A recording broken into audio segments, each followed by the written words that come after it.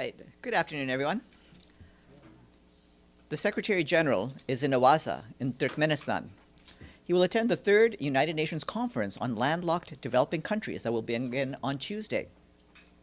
In his remarks to the conference tomorrow, the Secretary-General will address the challenges facing landlocked developing countries, such as the steep barriers to trade, the high transport costs, and the limited access to global markets. He will also speak about solutions to overcome these obstacles. Today, the Secretary-General met with the president of the host country, Serdar Berdimuhamedov. He thanked Turkmenistan for its generosity for hosting the conference. He is also scheduled to hold bilateral meetings on Tuesday with leaders and officials attending the conference. And yesterday, upon his arrival, the Secretary-General met with Gurbanguly Berdimuhamedov, the national leader of the Turkmen people and chairman of the People's Council of Turkmenistan. We will share his remarks and also keep you updated on his meetings. Turkmenistan is the second and last stop in Mr. Guterres' visit to Central Asia. On Sunday, he was in Almaty in Kazakhstan.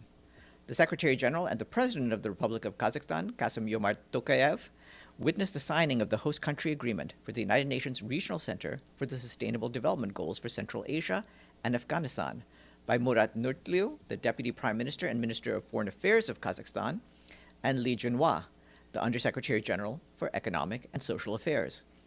And you saw the readout that we issued yesterday following Mr. Guterres' meeting with the President of Kazakhstan.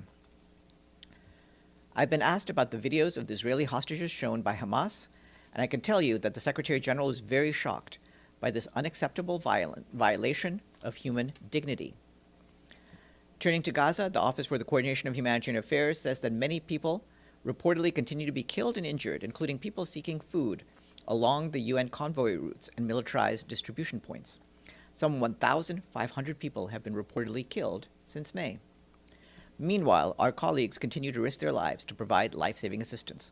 On Sunday, Israeli airstrikes killed a health worker from the Palestine Red Crescent Society in Khan Yunis. Furthermore, yesterday, the Israeli military issued yet another displacement order in Gaza City, covering the neighborhood of Tufa. OCHA says that these orders continue to push people into overcrowded, unsafe areas with no shelters and essential supplies. OCHA reminds us that only 12% of Gaza is outside the Israeli militarized zone or areas affected by displacement orders. Our partners are still unable to respond to shelter needs due to zero stock, with no shelter supplies having entered Gaza since early March. In the past few days, the UN and our partners have managed to collect wheat flour, ready-to-eat rations, and hot meal commodities from the crossings. However, most of the cargo was offloaded by the hungry crowds before reaching its destinations.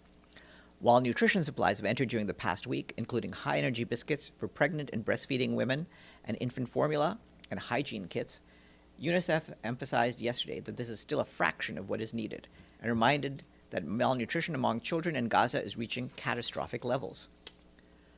The UN and our partners reiterate that a ceasefire is critically needed to reach all those in need and urge for the continued facilitation of a sustained, uninterrupted, and scaled-up flow of aid, including commercial goods. Regarding fuel, yesterday the UN was able to collect about 200,000 liters from Kerem Shalom crossing. However, the limited quantities that have been entering Gaza since last week do not suffice to remedy the shortages. For example, water, sanitation, and hygiene operations continue to be affected by the lack of fuel. While some 70,000 liters of fuel are needed every day for emergency operations, only 29,000 liters have been received, which is far below the minimum quantity needed. In a welcome development, Israeli authorities have approved an increase in the number of fuel tankers that are allowed to enter per week. We will update you once we have clarity. As we enter the second week since the Israeli announcement of the tactical pause to allow safe passages for our convoys, colleagues tell us that realities on the ground remain largely the same. Aid that has entered remains by far insufficient for the starving population, and our convoys continue to face impediments on their way to delivering aid. Some missions inside Gaza take more than 18 hours to be completed. The teams are compelled to wait for more than 10 hours at a stretch on the roads, which are often dangerous, congested, or impassable. Yesterday, while 7 out of 11 missions requiring coordination with Israeli authorities were facilitated, OCHA tells us that 2 others were impeded. One to collect health items was not fully accomplished. One was canceled by the organizers. Turning to the West Bank, OCHA tells us that violence by Israeli forces and settlers against Palestinian communities continues unabated.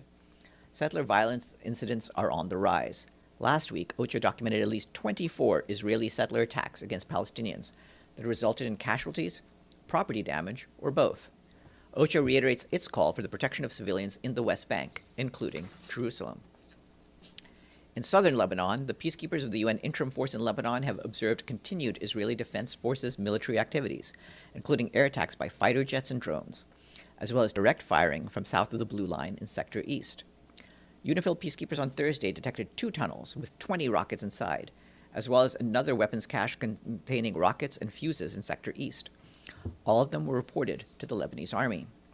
That same day, UNIFIL peacekeepers supported the Lebanese armed forces in clearing a section of the road between Kfar Killa and El Adessa in Sector East, which had been blocked by debris from the recent hostilities. UNIFIL conducted 6 training activities with the Lebanese army deployed in southern Lebanon in July, focusing on patrolling, checkpoint setup, identification and disposal of unexploded ordnances, and counter-IED tactics. UNIFIL's Maritime Task Force, between March and July, carried out 18 training activities with Lebanese Air Force and with the Lebanese Air Force and Navy on hailing procedures and response measures during maritime violations, as well as landing procedures. Turning to Syria, the Office for the Coordination of Humanitarian Affairs says the clashes over the weekend in Asweda Governorate are hindering our access and aid delivery. Since the outbreak of violence last month, more than 190,000 people have been displaced across the governorates of Asweda, Daraa, and rural Damascus. Very few people, about 120, have reportedly returned to their communities, primarily to Salka district in Asweda. We and our humanitarian partners continue to support the response and to provide aid, but with access constraints and limited resources, much more is needed to meet people's needs. For example, OCHA reports that the clashes in Asweda Governorate over the weekend led to the temporary closure of the only humanitarian route to Asweda, which is used to deliver humanitarian aid and to evacuate vulnerable people. The route was reopened today. The main highway between Damascus and Asweda has remained inaccessible since the 12th of July. OCHA says that the impact of the fighting, including displacement, has also put immense pressure on an already overstretched health system in Asweda, as well as neighboring Daraa. Mobile medical teams are working to fill the gaps in Daraa. Maternal health services, trauma care, and non-communicable disease management must be urgently scaled up. Turning to Yemen, the International Organization for Migration is deeply saddened by the tragic loss of life following the reported capsizing of a vessel carrying more than 150 migrants off the coast of Shukra in Abyan Governorate in Yemen. Initial reports indicate that 68 lives have been lost. The International Organization for Migration notes that this heartbreaking incident underscores the urgent need for enhanced protection mechanisms for migrants undertaking perilous journeys, often facilitated by unscrupulous smugglers who exploit desperation and vulnerability. IOM calls for strengthened international cooperation to ensure the prosecution of those responsible for such criminal acts and to prevent further tragedies. Turning to Sudan, the Office for the Coordination of Humanitarian Affairs is alarmed by the intensifying conflict, mounting civilian casualties, and worsening humanitarian conditions across the country. It's now been 842 days since the current conflict erupted. Our humanitarian colleagues note that heavy fighting continues in North Darfur State, with multiple reports of civilian casualties in recent days. In El Fasher, the state capital, clashes erupted on the 1st and 2nd of August, following earlier fighting between armed groups, including around the Abu Shuk camp for displaced people, which hosts 25,000 people.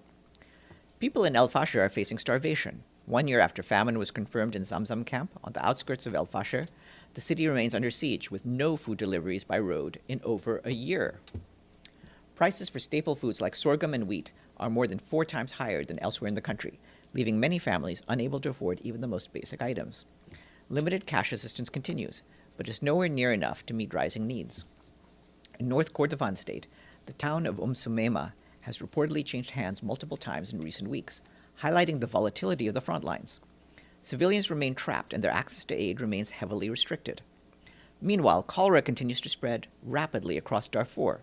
In North Darfur, in the locality of Tawila, nearly 1,200 cases have been reported since late June, including about 300 cases in children and at least 20 deaths.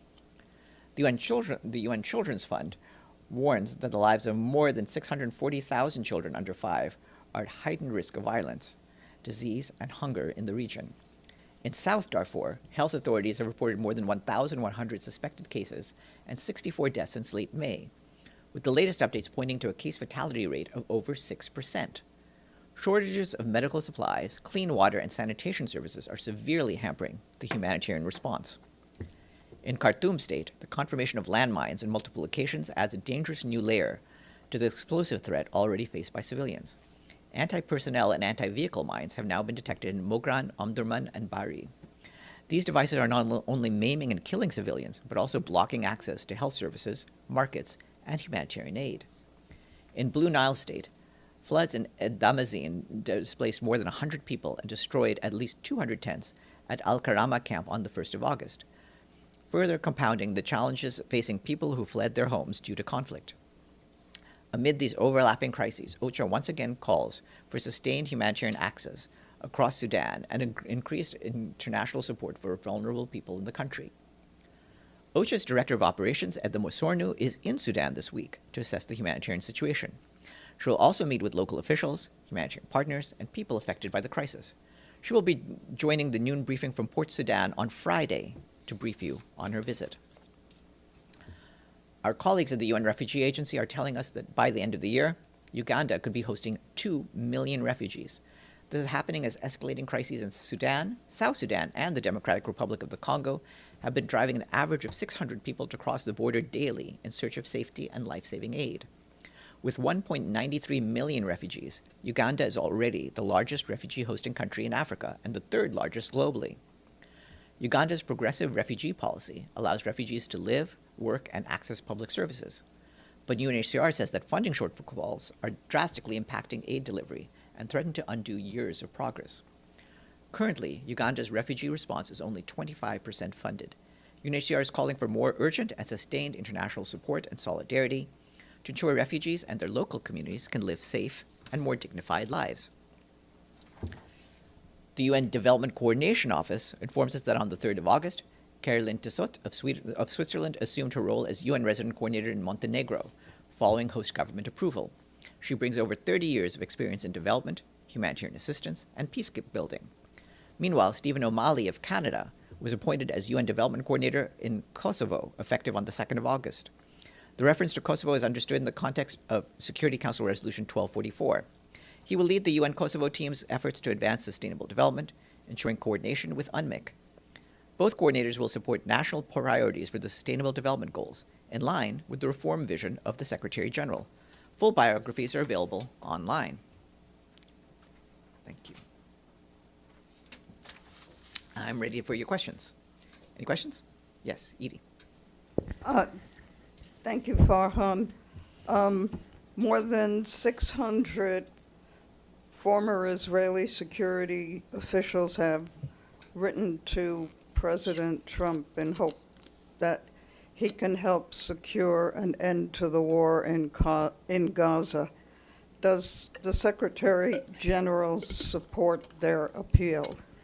The Secretary-General supports all appeals for a ceasefire in Gaza. He has long believed that what is necessary is an immediate and lasting ceasefire, the release of all hostages, and unobstructed humanitarian access throughout Gaza. Yes, Sharife.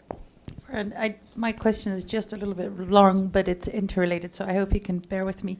So, from all that we have been following in this room, all the UN bodies, including the Human Rights Council, the General Assembly with 193 members, a majority of those, almost all of the United Nations Security Council members, and the United Nations Secretary-General himself, they have been calling on so many instances to end the carnage in Gaza and also to prevent the West Bank from turning into a new Gaza.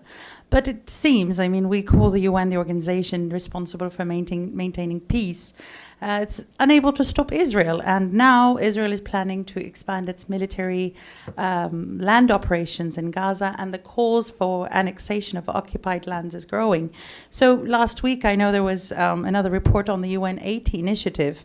While the Secretary-General is pushing forward with this to improve the workings of the UN, considering the current situation, does he think that the reputation and effectiveness of the UN can be salvaged from what it is right now? He certainly does. The UN's reputation includes a proven track record of results for people around the world, whether you're talking about the decolonization efforts for the first decades of the organization's history, successful diplomatic negotiations in different parts of the world, or the humanitarian assistance that is keeping billions of people alive in places like Gaza and Sudan even now. The fact is, what is lacking at different periods of our history, and this is not the first time that we've pointed this out, is international unity. The UN is literally this, United Nations. If there continues to be disunity among nations, and particularly in the bodies of the member states, such as the Security Council, it hinders our effectiveness. But from our standpoint, we do believe that the UN-80 reform process will enable us to achieve greater effectiveness at lower cost and adapt us to the realities of the modern world. But your point, of course, has been largely about the situation in Gaza, and Gaza is one of the cases in which the Secretary-General has been working with and pleading with nations to come together, and that's still an essential thing to do. Does he have a special call in regarding Israel's plan to expand military operations or annexation in the occupied lands? There's no legal recognition of any sort of annexation, and he calls again on Israel to abide by international law. Regarding military plans, it's been clear for 2 years that there's been no military solution to this conflict. And meanwhile, there's been a vast amount of suffering and a vast amount of death. It's time for a ceasefire. Deji, and then Raid. A follow-up with a Serif's question, also on West Bank. It's been reported that the U.S. House Speaker Mike Johnson went to Israel on a private trip, and during this trip he traveled to the illegal Israeli settlement in West Bank in Ariel. And what he said is, what I quote, being here in the place where our faith began, this has great significance. The Bible teaches that Judea and Samaria, which is the Israeli term of the West Bank, were promised to the Jewish people, and they belong to you by right. So given the fact this is a high U.S. officials' comments right there on the illegal settlement, what is the reaction from the Secretary-General? Would he agree on this? Our standpoint on the settlements, as you know, is that they are illegal under international law. And our standpoint on the West Bank is that obviously the Israelis and Palestinians are to negotiate a final settlement of their disputes with each other, but it has to be in the context of international law. And as you know, the Secretary-General's support is for a two-state solution. Technically speaking, if that's illegal settlement, so according to international law, would this action of being there himself illegal? I wouldn't pronounce myself on whether simply being at a settlement is itself illegal, but the settlements themselves are in violation of international law. Right? Thank you, Farhan. The far-right Israeli minister Itmar Ben-Gvir yesterday stormed Al-Aqsa Mosque compound with tens of settlers, violating again the 1967 agreement that allowed only Muslims to pray in the mosque. What's any reaction on that? From our standpoint, what we insist upon is that all parties must uphold the status quo at the holy sites, and that includes, of course, the status quo at Al-Aqsa Mosque. Yes. Thank you, Farhan. I have a question on Syria, but I'm going to say I'm sorry in advance if you mentioned it already. The question is, clashes broke out again early Monday between Syrian Democratic Forces and Syrian government forces in northern Syria, and I wonder if Secretary-General has any message for parties. Yeah, what I can tell you is that the Secretary-General is concerned over reports of clashes in Sueda Governorate in southern Syria. There are also worrisome reports of fighting in the north of Syria. The Secretary-General urges all parties to immediately stop the violence and restore calm. All parties are reminded of their obligations to protect civilians. He stresses the importance of ensuring safe access to essential services. It is imperative to support a credible, orderly, and inclusive political transition in Syria in line with the key principles of Resolution 2254. Okay, have a good afternoon, everyone.